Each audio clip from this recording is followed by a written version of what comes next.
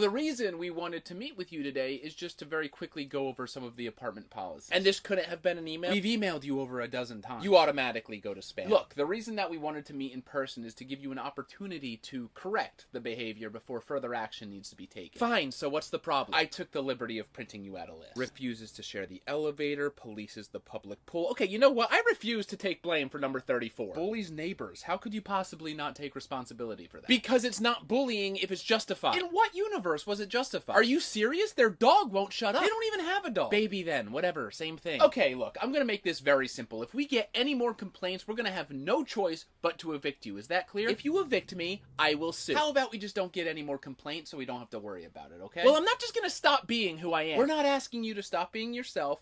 We're simply asking you to stop breaking the rules. Well, your rules are unfair and they encroach on my personal rights, so I refuse. You agreed to them when you moved in. I don't care. Well, if you're going to refuse to follow the complex's policies, you're going to have to move out. Well, then I'll see you in court.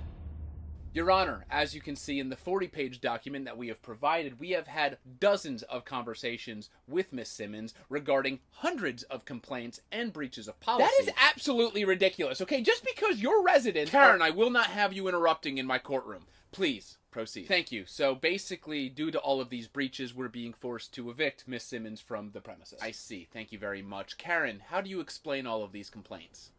Miss Simmons. Oh, I'm sorry. Am I allowed to speak now? Please. My explanation is that every single complaint is ridiculous, and every resident that lives in that roach-infested building is an absolute baby.